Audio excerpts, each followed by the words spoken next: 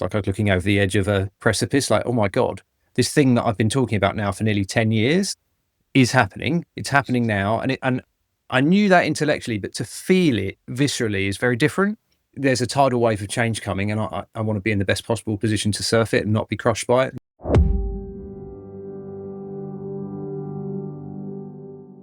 Welcome back to the Neuropod. I'm joined today by Keith Dear. Welcome to the show. Hi, Chris. Keith. Thanks very much. It's a real pleasure for you to join us today. I know we have several mutual connections over the years and recently introduced, but everyone speaks so highly of you, so it's a real pleasure to chat today. Would you just like to start and give everyone a quick high-level introduction to your career? So very briefly, I was an 18-year intelligence officer in the Air Force. Spent some time in Number 10 as an advisor. I spent some time at Fujitsu. Now I'm CEO and founder of Cassi, and an AI super strategy startup. So would you like to give people just an introduction to Cassi and kind of what you've been working on? Very happy to, and thank you for inviting me on the podcast. Good to be here.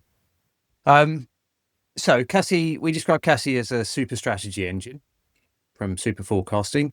We do probabilistically optimized super forecasted decisions. What that means is you tell us what it is you want to achieve. We tell you your probability or your odds of achieving it. We tell you the factors, the most important things you need to achieve in order to make that thing happen. We tell you your probability of achieving those factors. So how likely is X to happen and how much would it change Y? We do all of that continuously. So we're forecasting against changing context. If there's new information, then we can usually prospectively and certainly quickly update the forecast to show you how it changes your odds of success. What that means is we're much more than just a prediction engine. We're a strategy engine, a tactics engine, a decision engine. And we genuinely think we'll completely transform how individuals and organizations make decisions. That's super interesting. What do you think specifically will help organizations make better decisions with what you're developing? Well, it helps in lots and lots of ways. Like one of the first ones is it forces organizations to commit to a resolvable outcome. Like, what is it you want to achieve? How would you know you'd achieved it? And if you look back at like an awful lot of the business literature, to a lesser extent true of military, diplomatics and geopolitics objectives as well, there's a whole series of papers from Harvard Business Review talking about how most of your strategies aren't strategies. And they're not strategies because people never really say what it is they want to achieve with any clarity. So we force that rigor because if you can't do that, then you can't work out what the most important factors are.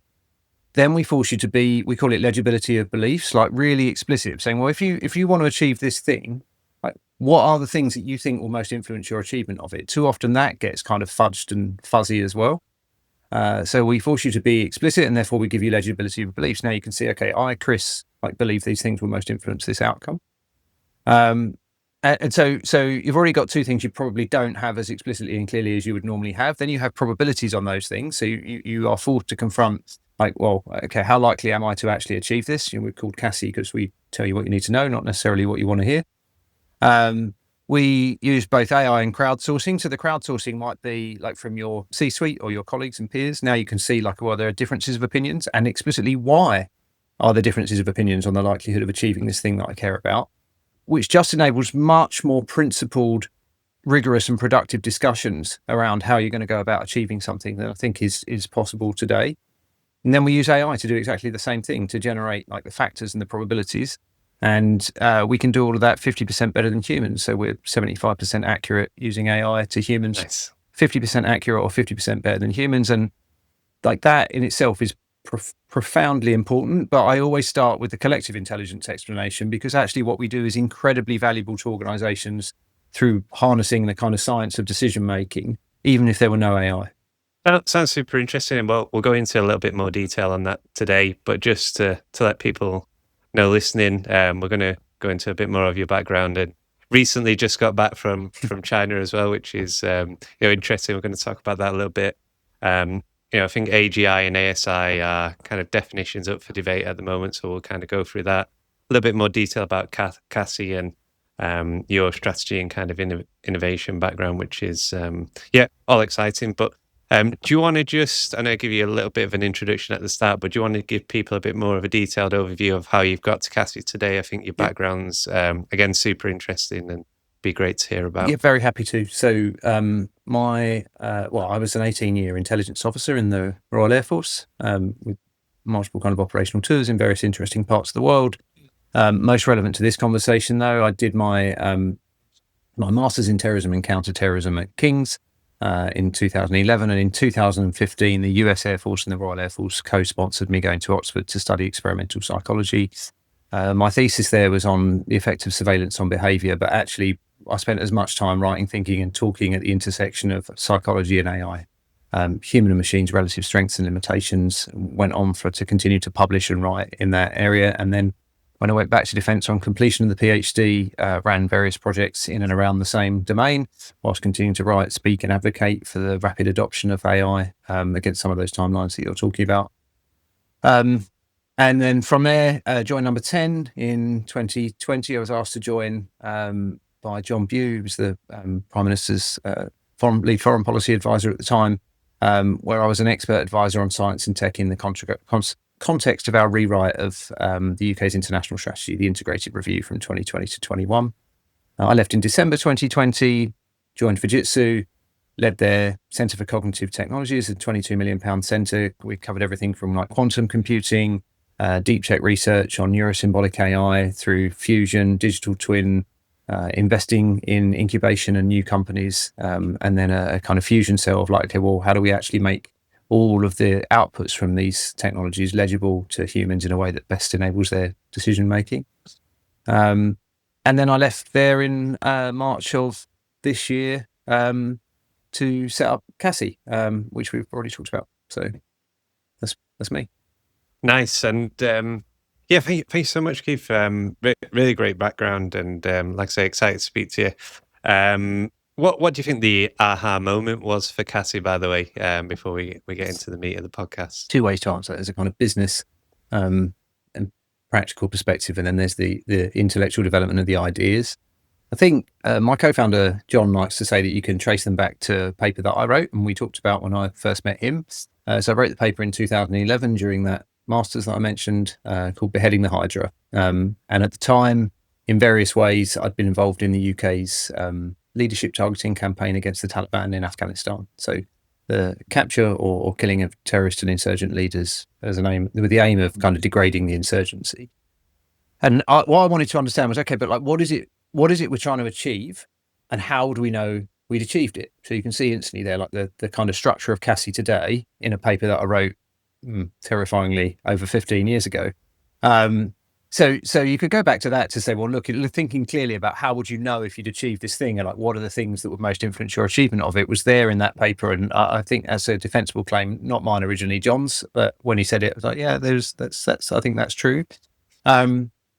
Certainly understanding Isaiah Berlin and then Philip Tetlock's work. So Isaiah Berlin's work on hedgehogs and foxes and how we make decisions. And then later, Philip Tetlock's expert political judgment and super forecasting, which hopefully we'll talk a bit more about. But I started advocating for those methods and methodologies in defence, and John, my co-founder, was doing exactly the same thing. By 2015, now kind of frustrations with the slow adoption of what we continue to regard as forecasting best practice, and some elements of which underpin what Cassi does, had bubbled up to the point where we published in Air Power Review a paper still available online called Assessing Assessments. And that looked in detail at things like the terrorism threat level, which every year since 2007 has been, I think it's either severe or critical, something like that, which in the probabilistic language you're supposed to use means there's been a 75% chance of a terrorist attack. And yet that can't be true, right? There hasn't been a terrorist attack on 75% of the days since 2007. So depending on how you define it precisely, it's very clear that that isn't an accurate reflection of the actual day-to-day probability of a terrorist attack taking place, and therefore there's a real problem with that. So there's kind of because it means people might game the predictions or ignore the predictions, or maybe they take them super seriously, but now their resource allocation is out of proportion to the actual threat.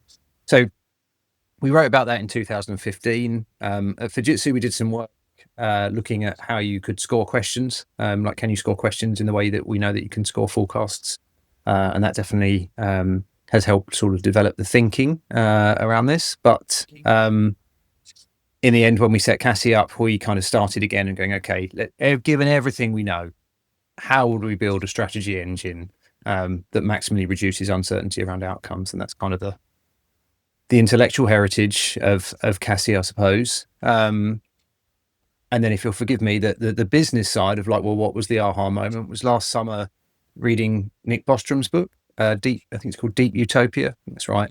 Life in a Solved World, something like that. It's with apologies to Nick, a profoundly odd book, written in a really idiosyncratic way, with some students attending Nick's lectures and then like reflecting and talking about them. But it's kind of fun. But it's the opposite end of the spectrum. So back in, I think, 2014, Nick Bostrom wrote a book called Superintelligence, was like, well, if we develop a super intelligent AI, maybe it's going to kill us all, either through malice or misalignment. In this book, published a couple of years ago, he was like, well, what if we get it all right and we like solve cancer and cure everything and make everything easy because AI is so much smarter than us? And honestly, in many ways, it's just as dystopian and just as terrifying. I remember reading it in the garden here, birds singing in the trees, roses growing in the garden, perspiration on my palms, like I was looking over the edge of a precipice, like, oh my God, this thing that I've been talking about now for nearly 10 years is happening. It's happening now. And I knew that intellectually, but to feel it viscerally is very different, very different. And I thought, I'm not sure it makes much sense to continue to kind of sit in a very good job in an organization that I enjoyed working for, but a large corporate where necessarily things move slowly. And there's a tidal wave of change coming, and I want to be in the best possible position to surf it and not be crushed by it. And so that's why I launched Cassi. Nice. Super interesting. And what do you think the best utopia could be, and why did that scare you? Well, Nick is talking about when he talks about life in a solved world, it's like, okay, yeah, well, like we might have extreme longevity, so hugely increased not just lifespans but health spans as we cure diseases using AI, and as all the kind of tasks that frustrate us or take up our time around the home or whatever are now done by super intelligent robotic machines, right? So you never have to do the gardening again, you never have to do the laundry again, you never have to, like, whatever those things are that you'd rather not do. But the point is, he says, okay, but like if you knew that a machine could do all these things better than you, where would you find pleasure? You say I really like going shopping, and yet you could just click on the web, get your super intelligent AI to go and find what it is you wanted, and you say, oh no, but I like discovering things that other people wouldn't have discovered. Well, then you'd say, okay, I want something unique that's going to make a statement. Like, where's the pleasure now in going shopping, knowing that you bought something slightly worse? Where's the pleasure in doing the weeding if you know that your robot would do it 100 times better? And I don't think anyone enjoys weeding, but where's the pleasure in gardening if you know that the machine would have done it better? Where's the pleasure in, like, all of these things? And he just goes through it sort of one by one. And I won't push it too far for the podcast, but it's well worth reading, going into all of these things. Like, would it actually be a better world? And I'm not sure that it would. Plus, it makes the things that I really worry about, like the profound risk of a huge number, if not all jobs. I mean, definitionally, all jobs are redundant if we get to a super intelligent AI. And like that would be such a profound political shock, and one I don't think we're in any way prepared for. So there's a whole raft of things there, right? But the meaning and then the economic consequences. What does meaning mean in a solved world, and the economic consequences? But it was more than that, really, Chris. It was the feeling something viscerally that I've known intellectually for a long time that kind of propelled me to go, do you know what? I've got to do this.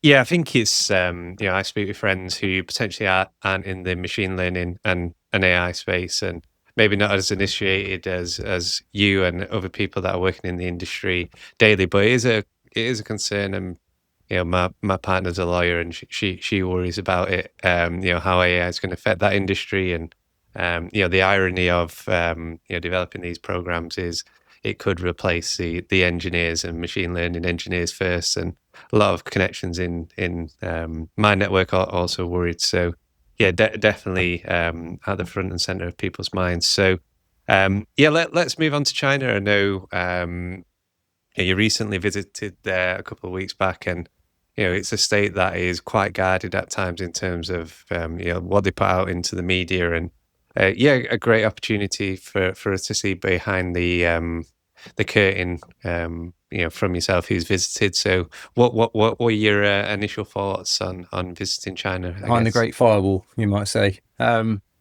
So, I mean, let me explain why I was there first of all. So I'm part of something called the Roundtable for AI Security and Ethics.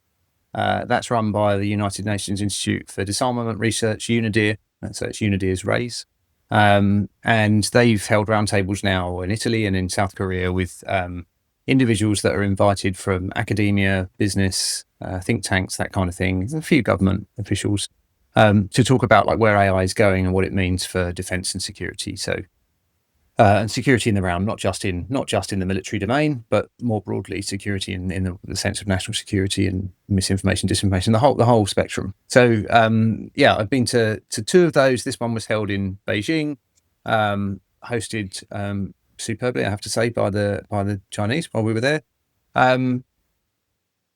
That's why I was there. That's what we were there to talk about and to try to help RAISE to understand where it needs to focus in order that it can help to guide the UN General Assembly on where it should focus and ultimately where the Secretary General should focus his concerns around the development of AI, specifically in the context of national security.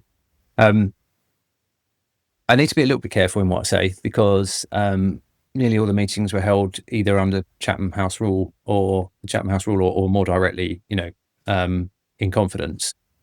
That doesn't mean I can't say anything useful. I mean, I think I was struck by how articulate, informed, and on top of their brief, all of those that we met in Chinese business, academia, and the military were. We had some of the best high quality conversations around what AI means for the future of security and warfare that I've had anywhere. It's not necessarily a surprise, but to have it confirmed is, I think, worthy of note.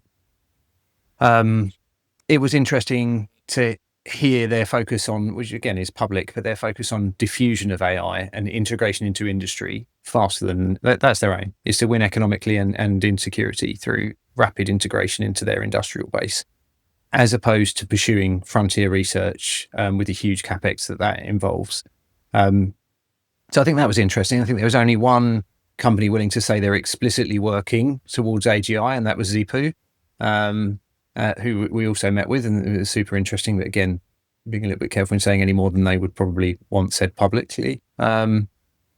But yeah, I think the main point is that they're not necessarily chasing AGI in the way that, say, the US big tech companies are, and their reasons for that were that I think they fundamentally just think their advantage is integration into a huge industrial base, which will in the end they'll learn more from that process and therefore be able to accelerate, and therefore. Perhaps, if I might be slightly more cynical, that makes it easier for them to call for like bans and restraint on the development of AGI because it's not really going to affect them because that's not where they're focused or investing in. But yeah, that's probably a decent overview. Nice. We're going to speak about the UK economy later on and how AGI might affect that, and I'd love to hear, if you can say any contrasting thoughts about, what we as the UK can potentially do better because. We're potentially a smaller fish in a bigger pond with the US and China. So, but yeah, I'd love to get into a bit more of the meat of the podcast. I know, as I first came across you, Keith, when a couple of people at Fujitsu spoke about your leadership and how highly they respected you. So, I'd love to just learn a little bit more about your key principles to leadership, and you've served in the military and then in Fujitsu in the commercial world. What are kind of the common threads that have helped you to be a leader and guide you? Well, I think one of the core principles, the Army defines it slightly better, but the Air Force has the same idea. It is the idea of serving to lead, which I think, is it Greenleaf that's also written about that in the civilian domain? I think that's right. Servant leadership. And I'm sure I don't always succeed. Nobody always succeeds. But I think the aim of trying to understand that, your job as a leader is to empower those beneath you to succeed maximally. And sometimes that does involve being directive, but mostly it involves listening quite hard, understanding what their problems are, helping them to shape the solutions and create the right environment for them. I think humility is important in that area as well, like knowing what you don't know, and therefore being able to listen to people. But you still need to challenge. But I think if I was to come down to like one thing, I would boil it down to the idea of servant leadership, and I think it is Greenleaf that wrote about that outside. The military drums that into you from the slightly cliched, leaders eat last idea to the more principled idea, which is pretty close to Steve Jobs of hiring smart people, not to tell them what to do, but to listen to what they tell you to do. There's a balance in all these things, but if you wanted like a distillation, I do think that's really important. I think it requires constant humility, and that's really hard. And no doubt I fail often. That's what I aspire to. Nice. And coming from the military into your words, a bit of a slower pace into Fujitsu, did you notice, did you have to adapt your leadership style in terms of coming from that world to, more of a Civvy Street role, I guess? I don't know that it's a slower pace. It's a large organisation. There are emergent properties of large organisations, and in defence, this is true as well. The larger the organisation you're working in, the slower they tend to make decisions. The more you have to do, like frustrating, tedious, but really important things like stakeholder management. Again, making sure that everybody feels like not just has had their voice heard, but feels like they have had their voice heard. Trying to win people over, all of those kind of persuasion games, as it were, are just as important. So you can kind of transfer that all across in whole cloth. I do think there are important differences. I don't think I'm talking about Fujitsu here. I'm just talking about large civilian organizations. One of the things that you don't really realize is such a strength in the military, but you can never really take your boss's job in the military, right? Like no matter how good you are at it, you normally have to do 2 to 3 tours. Even if you're an absolute superstar, you don't go from being, for example, second in command to commanding officer or chief of staff to commanding officer. You certainly don't jump from halfway down the organization to the top of it in the same year. You have to do a couple of jobs, you have to get the right reports, then you go and do some training, then you come back. So there are all these pathways. You're constantly held back. Now, when you're in, it drives you absolutely bananas, especially if you're ambitious and you want to get on. On the other hand, what it means is that you're never directly competing with your boss. So servant leadership is a lot easier when you know the person isn't trying to take your job. It's why I think like chief of staff functions work better in the military, because as you can afford to let your chief of staff focus on what we call the down and in, right? Like managing everything in the organization, looking after it while you do the up and out as the CO. And I've been in both those roles, like doing the down and in and trying to do the up and out. But in the military, that person literally can't take your job. Whereas in the civilian world, the board might well look and say, well, hang on a minute, like this person is actually leading the organization to day, is doing an amazing job. And, all Keith's doing is running around talking to senior people and he's at events and he's doing it. Like, maybe we should just promote that person.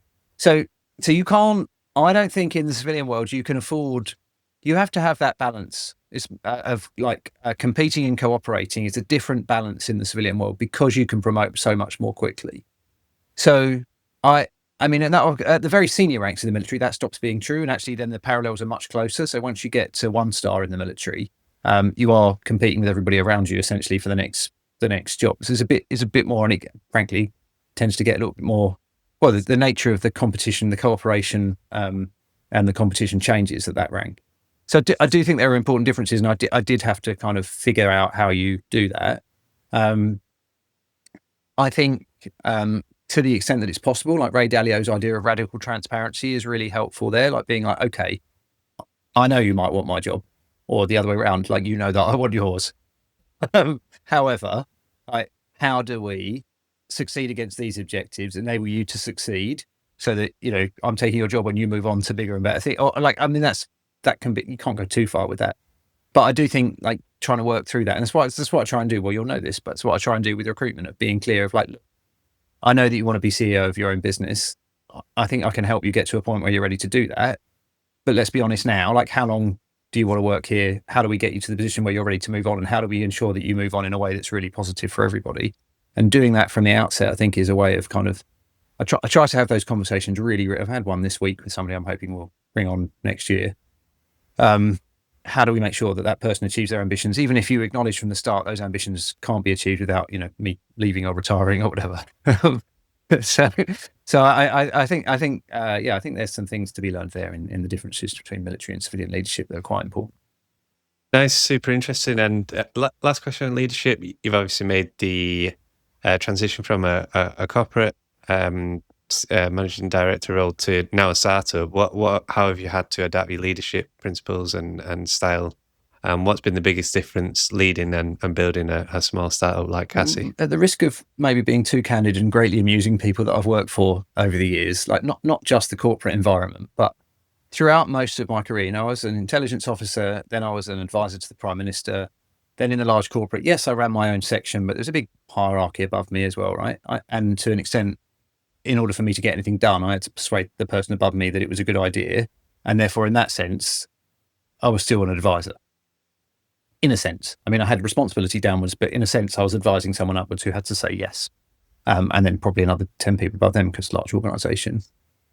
A thing that I have found is that it is much, much easier to see things clearly, to actually see things clearly. I don't mean to denigrate for a second, but to actually see things clearly and to give advice than it is to be the person making the decision. That is a really, like, in the startup as the CEO, I'm the one constantly making the decisions, rushing from issue to issue. There's a million things all happening at the same time, and I'm involved in the thick of it. And there's just something different to being the person that makes the decision, to being the person that's giving the advice. And often when people give you that advice, you think, like 2 years ago, I would have seen this the same way you see it, and I'd have been telling someone else this, and I couldn't see it until you said it. And that continues to surprise me because I'm not sure I ever saw it until I was in. I never really understood why that it would be different, and it is different. It is fundamentally different when there's no one else. It kind of sits with you. So yeah, there's a big lesson there. And if you're listening to this and you're currently an advisor, have some sympathy for the person that you're advising more than I did. Yeah, well put. And I think that segues nicely back onto prediction. Just talking about AGI for a second. Forecasters predict AGI by 2026. I think I probably wrote this agenda about 4 weeks ago, maybe longer, and it's probably changed since then. So it may be slightly out, but and full AGI by around 2030, and superintelligence around 29 months after AGI. Depending on your definition, when do you think we'll get human level AGI, and do you agree with the current predictions? Well, I mean, firstly, I would say, who am I to disagree? Like, what we know from the science of forecasting that is so core to what we do is that the median estimate of a crowd forecast, particularly under deep uncertainty, outperforms the individual estimates, and that there are a small number of people that are super forecasters, and the median of their forecasts predicts their individual predictions as well. So the most principled forecast you can get is from a very large number of predictors, weighting those that are consistently the best predictors most accurately. And right now, the world's largest crowdsourced forecasting site is Metaculous. That's where those forecasts that you quoted come from. And so I've used those for years in my writing and talking about this subject. So I will offer you my view, because it's just one tiny data point. You should take the median of like something like Metaculous. We'll come on to how AI might and is helping to predict better than humans. Let's come on to that. So for now, Metaculous predicts weak AGI by 2027. But weak AGI is really interesting. Weak AGI, that was defined, I think, in 2020 or 2021. So pre-ChatGPT. It's quite a technical definition. It's got things like the Winograd test, which is a kind of grammar-based language test that can trip machines up. It's got, I've forgotten the name of the game now, but it's got one of these 80s like Atari type games that was thought to be particularly difficult for machines to solve. A whole list of criteria. Most of the criteria that defined back then have already been achieved. The Winograd test is one. AI now you could do it. You could like go put the Winograd test into Wikipedia, take some of the questions, drop it into ChatGPT. It will solve them. It will solve new ones that you can come up with that, at least in theory, weren't in its training data. So loads of those things are already solved. There's only a few things to go, and that's why that prediction is so soon. But remember, when it was written, people thought this was like, well, I think 2050 was when people originally, and now it's like, well, we're almost there. That's why the prediction is 20. And I think that's important, even if we could probably all agree when you look at it, like, that's not really, like, I'm much smarter than the things that, there are things here that I can't do, but actually you, most of the people we know that's not us. That's not my general intelligence. I can do a lot more than just these things you're talking. Montezuma's Revenge is the game. I can do a lot more than just complete Montezuma's Revenge and do the Winograd test. Like, it doesn't sum up my intelligence, but it also shows the way in which we redefine what we mean by intelligence and general intelligence. Every time a machine is able to do something, we go, well, we need a new definition. So that's weak AGI, 2027. Oracle AGI, 2029, broadly defined as an AI that can answer any question we might pose to it better than any human. Now, this immediately runs into another thing of, well, what do you really mean? So do you mean it answers it better than this human, better than Keith, better than Chris, better than Chris and Keith working together, better than Chris, Keith and their hand-selected group of like amazing people for the pub quiz? Do it better than all humans, better than a crowdsourced forecasting site like Wikipedia? Like, well, what do you really mean by better than humans? Better than all humans who've ever lived? Better than the most genius humans on the planet? So, or just better than the average human, whatever that might be. So there are a whole load of things here that invite contestation and make these terms controversial. And then when we talk about superintelligence, again, there are different definitions. The one in Metaculus basically is an AI that is Oracle AGI, but also much better than us in robotics. So proprioception, our sense of ourselves in time and space, dexterity, ability to manipulate objects, and locomotion, as in our ability to move over broken terrain. Things that historically we found hard to get machines to do, but which we find natural because we've got 300,000 years of human evolution and, however many million years of evolution before that have enabled us to do those things. So, firstly, we should note how profoundly important the achievement of any of those things are. So a general intelligence that can do all the things even under the weak definition is one that's going to profoundly disrupt the jobs market, and one that can answer a question better than any human. 2029, the forecast for that, it's going to be pretty important for humanity, and one that can then do all physical tasks better than us begins to beg the question of, well, what on earth are we doing? Definitionally, there are no jobs at that point.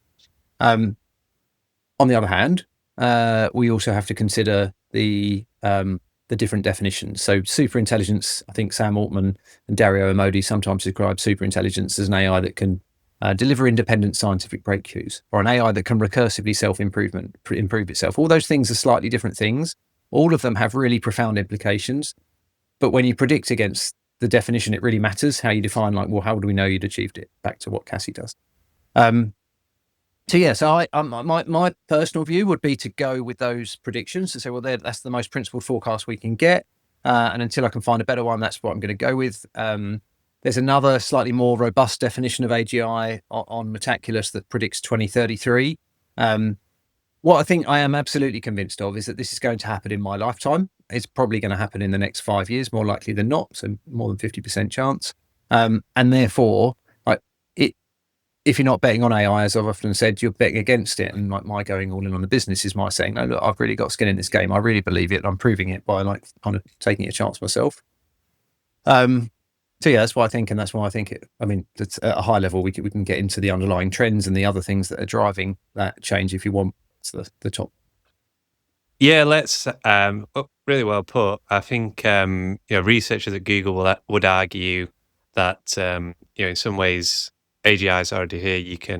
You've said to me off air once, but I think it's worth saying on air that, it can translate, paragraph into 50 languages, something that many humans can't do. What are your thoughts? Yeah, there's famous paper from a couple of years ago now, at least, from Ethan Mollick at Wharton Business School, talking about the jagged frontier of AI capabilities. AI is already super intelligent in multiple domains. If you want to win a game of chess, and you can play, or you can hire, is it Magnus Carlsen, the leading chess player? Or you can employ AlphaGo Zero for chess, or Stockfish, or one of the chess engines. You should employ the machine because it consistently outperforms both humans and human machines working together. That's increasingly true for a whole range of scientific tasks. It's increasingly true for a whole range of cognitive tasks. And I did post on LinkedIn and Twitter, and I occasionally wondered whether I should have done this, that I thought when O3 was released that it is AGI. And the reason I said that is if you have a question that you want to ask, you could ask me, but I would suggest 9 times out of 10, you should ask O3 and it will give you a better answer. And the same with, if you think, who wants to be a millionaire and phone a friend? If I had the option of phoning a friend or putting it into Chat GPT, GPT-5 now, the pro version, I would use that every single time over phoning a friend, every single time. And I'd suggest so should you, and so should anyone else. And they would win more often if they did than phoning up their mum, their dad, their best mate, their favorite pub quiz champion.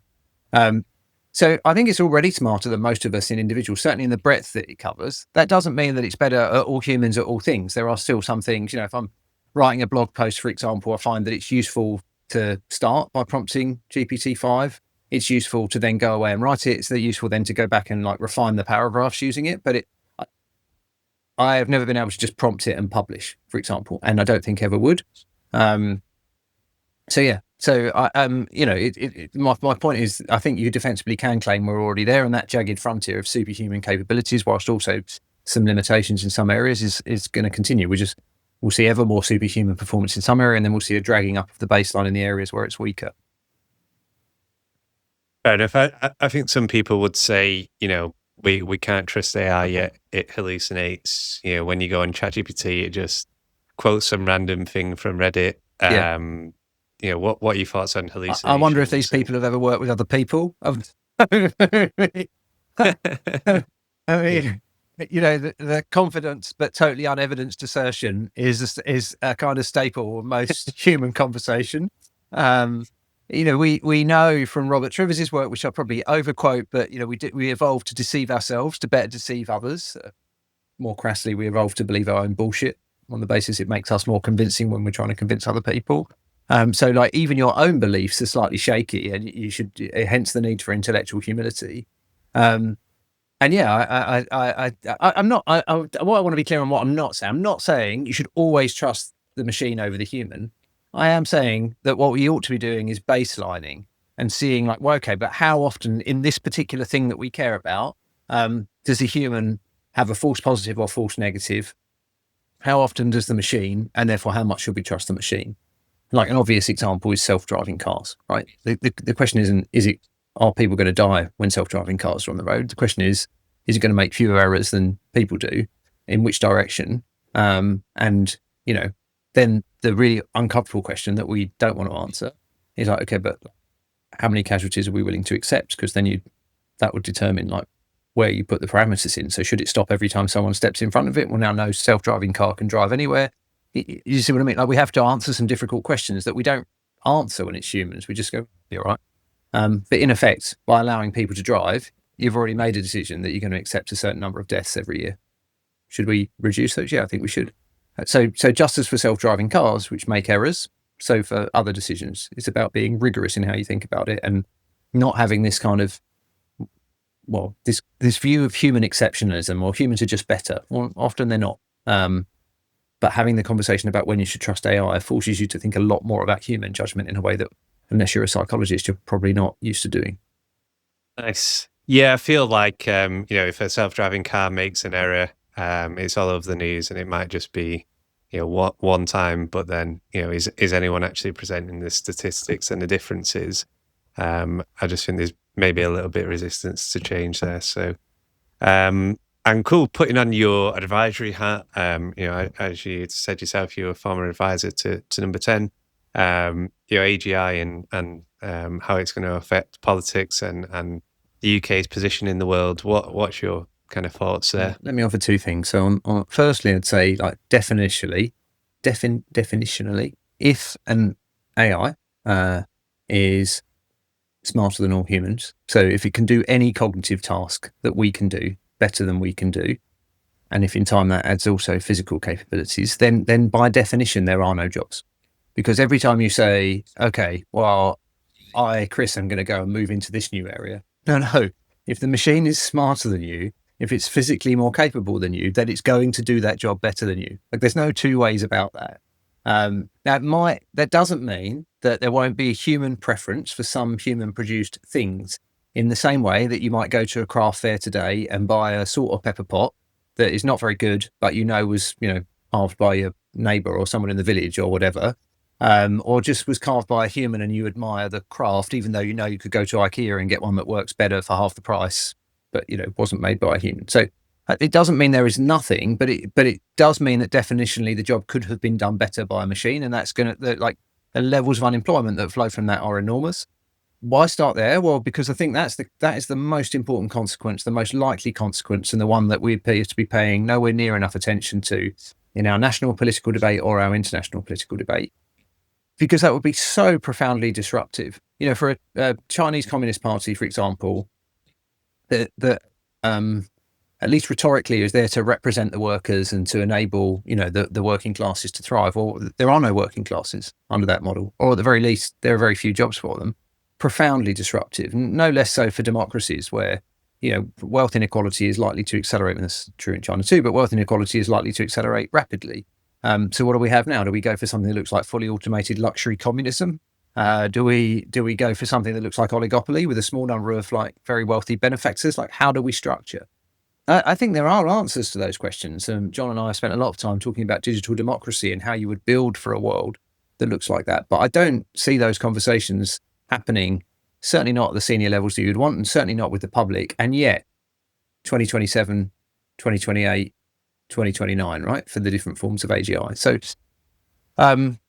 So I think there's that element. Then I think from an international security perspective, one of the arguments that not just me, other people made, but I'll own these comments as my own opinions and not those of anybody else's. The nation's relative power in the international system will be completely transformed by the combination of automation, robotics, and AI. So it means nations are now less dependent, companies and countries for that matter, are less dependent on people to create wealth and to scale their armed forces to deter or fight. So, you can now create new goods and services. You can create new products using automation, robotics, and AI with far less and perhaps no reliance on humans. I think if you think about where Elon is trying to take the world with space colonization, it means that now you could generate huge and perhaps unprecedented wealth in space. So now you're no longer dependent on the geography on the ground. I think things like metaverse economies are already beginning to transform the world and will only increase it, both in terms of influence, but also in generating money in vast virtual worlds. So like I wrote a paper a few years back called Beyond the Geo and Geopolitics, where I looked at this. And I still think in the long term, the things I talked about in there, or maybe even the medium term, the things I talked about in there are true. And I think we also need to think about what it means for the kind of the space economy. But for a nation like Britain, if your relative power in the international system is no longer dependent on your demographics or even your own local geography, well, now the returns to smart strategy are unprecedented. Like getting your strategy right is what is going to determine whether you succeed. And perhaps you can see kind of segue into why I think Cassi could be so central in that. Nice. Yeah, I'd love to see, talk about that with Cassi in a second. Do you think there's a danger of one country or state owning AGI? Well, maybe let's not get into the specifics of who, but there seems to be an open and closed source race. Clearly there is, right? But, so effective diplomacy and effectively military tactics or strategy or product development or invention, all of these things, weapons, even nuclear weapons, all of these things are the product of intelligence, right? They are dependent on intelligence. So again, definitionally, if one company or one country has access to smarter than human AI and nobody else does, definitionally, it's going to be better at diplomacy, at tactics, at persuasion, at strategy, at developing new products, at developing new weapons. Like definitionally, its relative power is going to be vastly increased over anyone else. Furthermore, if that AGI is capable of recursively self-improving, so you get to this AGI, now it's getting better every day, maybe every second. I mean, maybe that's an exaggeration, but certainly every day is completely reasonable. If it's recursively self-improving at that rate, there's a real risk of an intelligence runaway where the company or country that gets there first just leaves everybody else in the dust and you can literally never catch up. Never catch up. That is a realistic risk. Under the Biden administration, the White House published a memo for national security, which AI for national security, which hints at very strongly the possibility, I think might even state explicitly, but certainly indicates very strongly that the US could nationalize, take ownership of OpenAI or any of the big AI houses if they get to AGI. So if that happened, US industry, US government would now have access to a thing that enabled them to increase their relative power exponentially and continuously. What that means for other nations is that you would live under the US AI umbrella in the way that we currently live under the US nuclear umbrella. Where you'd need the support of this smarter nation for your own protection in all the ways that I've described. Well, that's that kind of even with allies, that kind of protection is never free. You have to sacrifice quite a lot in return for somebody else looking after you. So I think it matters profoundly, even if it is an ally as close as the US. If it's a country that ideologically is very different and perhaps adversarial towards the UK, then I think it could be completely disastrous. Like the values that are embedded in that AI, if it's smarter than all of us, are likely to become, and there's no counterbalance, are likely to become the values that we are all forced to kind of kowtow to, I suppose, or live within. So yeah, I think it's profoundly important. And yeah, I hope that the UK is. I don't think you can stop the development, so I hope that the UK is one of the nations that gets there at the same time as or first. But then, if you live in another country, you should probably be hoping it's your country that gets there first. And none of that completely insulates you from risk. It doesn't, like, even if it is the UK, there's still a ton of risks for all of us. Yeah, I hope so too. In last questions on AGI, if you were advising Number 10. You've mentioned one of your biggest concerns, or the UK in general, is job displacement. What kind of conversations should we be having to best prepare for this? Yeah, well, I think firstly, you'd hugely increase your R&D budget, and you'd make the case for why you should be doing that. Like, we need to be spread betting across this. I don't think we can outcompete, not least because they've now got an 18 months to 2 year head start. But the big US AI companies in developing the infrastructure that is likely to see the rapid acceleration with the current models. And therefore you go, well, where might there be like the leap ahead technologies? Where could we spread bet? ARIA has a program called Nature Computes Better. That's an example. There are other examples of alternative architectures and approaches that we should consider investing heavily in to give ourselves a chance of winning. I think we should be having the conversation with the public about how disruptive this has the potential to be. I'd like to see that led from Number 10, ideally, and from all ministers, because there's not a single department where this doesn't matter. And I'd like to see the opposition similarly engaging with how profound this could be. Not saying it's definitely going to happen, but saying, look, this is a thing we need to start taking seriously as a country. And so that it was at least one of the top 3 issues, whereas I think it's still regarded as a kind of fringe science fiction fantasy and something that, slightly absurd. An adolescent to talk about, and it's none of those things. Like nobody who thinks about it for any length of time thinks this isn't a thing that we take seriously. So I'd like to see that conversation driven. The problem of that, of course, is if you did that, it would require the reassignment of resources, and the reassignment of those resources is necessarily likely to be unpopular. Doesn't matter what you take it from, somebody's going to complain. But then I think against the risk that we face, that's absolutely essential. And I also think that, and to be fair, both the previous prime ministers and current prime minister, since Rishi Sunak at least, have all supported both ARIA and the AI Safety Institute, the latter working on alignment research and trying to make sure that we don't build an AI that isn't aligned with what we want, and therefore neither from malice nor through over-optimization on a given goal doesn't cause widespread distress or potentially even death. So I think you'd also continue to put money into that area, which again, I think we have, but you could always do more. I think we should lead that global conversation. So there's some of the areas. There's a lot more, of course, but that is a starting point. Nice. I think that segues nicely into Cassi and who you're trying to help. And you've already spoken a little bit about Cassi and who you are, and we're kind of going to go into the blog that you wrote, Everything is Prediction. I think that explains pretty well what you're doing, and I'll link that to the show notes after. But yeah, do you want to just talk us through that philosophy of Everything is Prediction? Yeah, we'll do.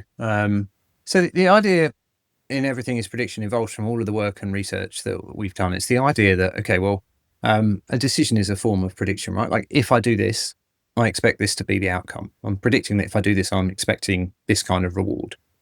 An action is a kind of bet on a payoff. So if I reach for my coffee now, which you can see me doing, and I take a sip of it, I'm making a prediction that the coffee is going to be the right temperature to drink, that it's going to wake me up a little bit. All these things, like there's Bayesian priors, if you like, probabilities in my head as to how likely that is. Now, I don't think about it explicitly, but I definitely assign them.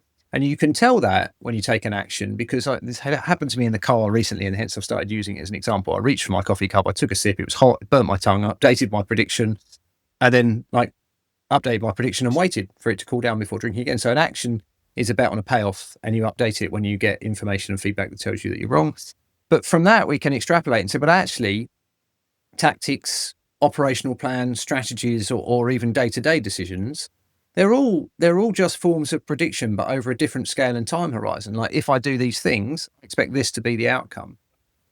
In order to know that, you have to get over that Harvard Business Review point that most of your strategies are not strategies. You have to say, what is it you want to achieve? When do you want to achieve it by? How would you know you'd achieved it? And there is a whole raft of incentives why organizations don't want to do that. But in the end, everything is prediction. And being honest about that enables you to say, okay, well, if everything is prediction, like I predict these things, I expect this to be the outcome. What do I think the most influential factors are? What do I think the probabilities are? And you can see how we get to that through what we do at Cassi. And I think that's the world that we're moving into in any case. I think as we get to AGI, we move into an allocation economy where what determines your success, and this is already true, back to returns to smart strategy, but is how you allocate resources, time, money, attention. How you allocate those things will determine your success. And what Cassi does is show you, okay, well, these are the factors that are most influential on your outcome. The thing that change in X leads to a change in Y. And now you can do optimal resource allocation to constantly maximize your probability of success. I mean, the implications of that are genuinely profound. And it's why I'm so excited about what we do. Yeah, I think speaking to you in the past, you seem super passionate about what you're doing. I think since launching in March, speaking to me off air, you've had some incredible wins already. Who are you trying to help, and why are they getting so many wins from what you're doing with them? Yeah, so we're trying to help. I mean, a lot of our early traction, perhaps unsurprisingly, given my background, has been in government, in defence, in security, and we're helping there by being able to show, obviously have to be protect our customers' interests here and not saying too much, but once they say what their outcome is, we can help to show trade-offs. So if I go back to my prior experience in Number 10, when people bid for resources, they tend to say, if you don't fund this thing, the consequences for us are going to be catastrophic. But often funding this over here reduces your probability of achieving this thing over here. And well, we can show that in much more rigorous, detailed ways. We can show, okay, a change in the probability of X leads to a change in the probability of Y, and sometimes complementary, but sometimes not. And allow you to make those trade-off decisions much more explicitly and in a much more informed way. You can also see the gap between human and AI predictions. We have one customer where we were able to show that the AI was predicting that something would happen with like 96% confidence, where the humans were about 51% in the other direction. So more or less a coin toss, but slightly leaning towards it not happening. And then when we were able to expose, well, why is the AI forecasting differently to us? It was because all of the factors that the humans were thinking about are things that had happened before. All of the all of the various things that were relevant to it had happened in a way before. I'm showing the base rate, showing how the AI had reasoned, led the humans to go, do you know what? Actually, we think the AI is right and we're wrong. And that really matters. Like if you think it's a coin toss and slightly more, like your resource allocation against a bad prediction will be terrible. So we can hugely help you optimize. We're getting traction in the financial insurance services industry. Why? Well, because we can show you the cost of being wrong. We sometimes call that EV plus.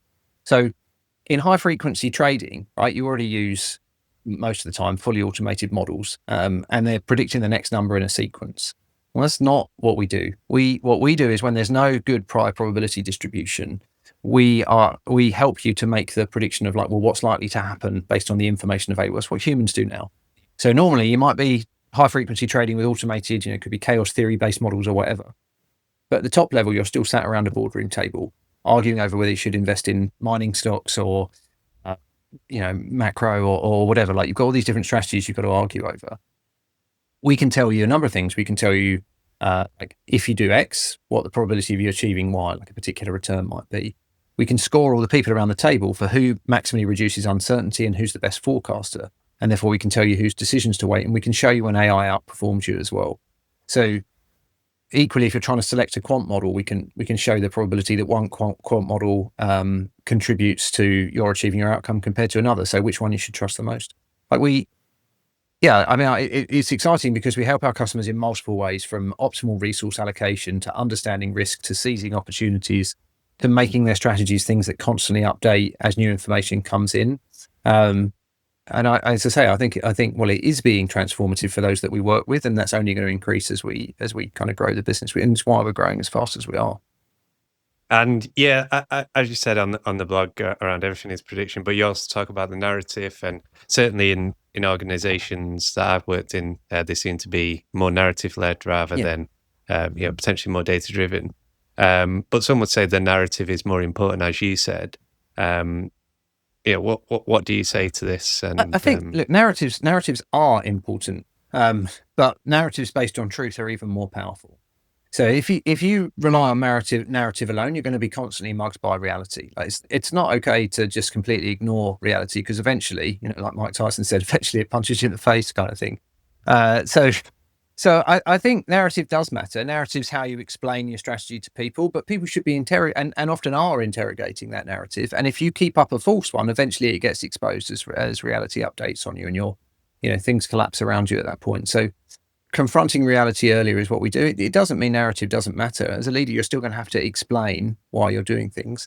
Also, isn't the case that you always have to rely on Cassie's probabilities, right? Like you might see, okay, I've crowdsourced across my organization, and my organization thinks there's only a 10% of us succeeding in this outcome that I want to pursue, and they think these factors are more important. And I've used the AI, and the AI thinks there's a 9% likelihood, and it thinks these factors are most important. But I, CEO, senior decision-making, minister, whatever, I think, based on my expertise, that I know better. Okay, well, that's absolutely what you get paid to do sometimes, is to make decisions that are hard. And the difference is, though, that we will constantly score, okay, well, how much did the things you say would influence the outcome actually influence the outcome? And when you said it was an X% probability, how often were you right over time? And so we can begin to weight your decisions as a leader in the same way that we're weighting the analysis and the forecast of those around you. And so over time, we change how HR works as well. In theory, you should promote those people that are consistently able to successfully bet against the odds, right?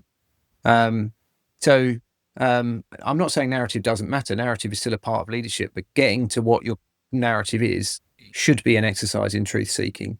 And I think as people use Cassi, those organizations that are willing to confront reality will outperform those that don't. Their stories will therefore be more powerful. They'll be more believed more often. And the competitive advantage, I think, will speak for itself. Yeah, it's interesting. And when you're going into these organizations, you help give them a prediction.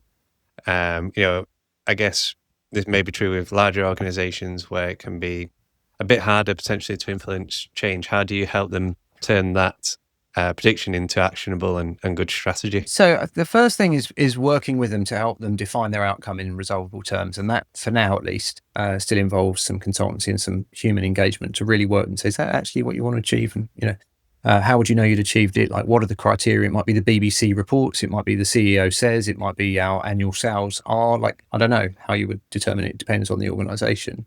But you work with them to get to a resolvable outcome and say, okay, yeah, if this happened, it would resolve one way or the other. That normally takes some time. The factorization element and the scoring, that usually involves a little bit of worry. One of the ways I reassure people is we will only show you that it's up to you, but generally we say the top 10. So the top 10 forecasters and the top 10 analysts who are the most accurate. If they say something is or isn't going to happen, how often are they right? Who are the most well calibrated? If they say it's going to happen with 80% confidence, those things should happen 80% of the time. Your calibration is the gap between that confidence and how often things actually happen. And then uniquely to us, like, who are the best analysts? So who are the people whose questions maximally reduce uncertainty around an outcome? We only show the top 10. I mean, it could be the top 3 if you want. The reason we do that is, like, it's a strictly proper scoring system, as colleague John would say. That means that you can only optimize for truth seeking. Like, if you can't really game it. If you deliberately put bad predictions and bad questions in, you'll just get weighted down and down and down over time until you're not really making any difference to the platform. But it also means you as an individual on the platform are constantly getting feedback on your own performance. How good am I, Key, at forecasting and at reducing uncertainty with my analysis?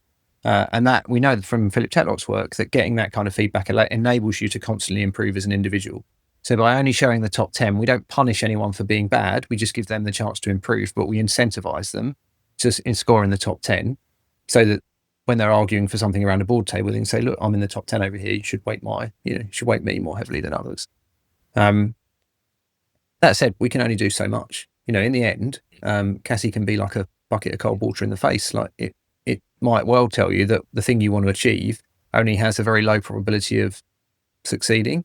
At that point, you can continue if you want, or not. And there are organizations who at that point decide they don't want to talk to you anymore, and that's okay. I think over time those organisations will be outperformed by the others that are more willing to confront reality.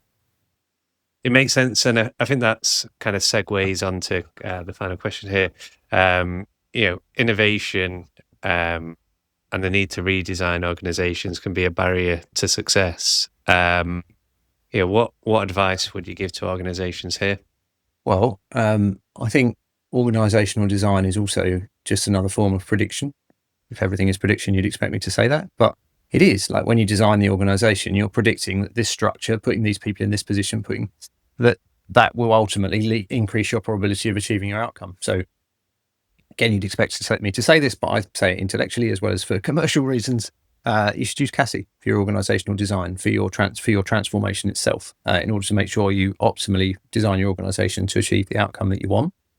I think that one of the things that we insist upon, completely insist upon, is that what we do with organisations is not innovation theatre. So you need to think from the very beginning, how would you integrate Cassi's solution into your existing decision-making mechanisms? What would success look like for us integrated into your system? So for you, integrating us into your systems. So it's proof of value from the start. Like if we did this, you would be convinced that you should adopt this in every single decision you make. So spending time with organizations to be clear about that is a really helpful way up front of making sure we're clear on where we're going and we don't become this thing funded from some innovation budget that after a year, a couple of people get promoted because they did something interesting, but then gets dropped. So I think that, and I think if you think your organization is not a truth-seeking organization, is going to be discomforted by having to face reality, then we're probably not for you. You forgive me, but we're called Cassi after Cassandra, the Greek or Trojan priestess condemned always to be right and never to be believed. We tell you what you need to know, not necessarily what you want to hear. And if that's not for you, then maybe you should hire a more traditional consulting organization and not Cassi's Truth Engine. Yes, and if there's anyone listening, who's potentially in a position and interested by what you're doing, is there anything else you would like to say about Cassi and what you're developing and why now is the time to consider a company like you? Well, I think now is the time because, as I said, we're moving into the allocation economy in which, as machines become increasingly smarter than us, as they increasingly change how we make decisions and ultimately replace us in the decision-making system, like that.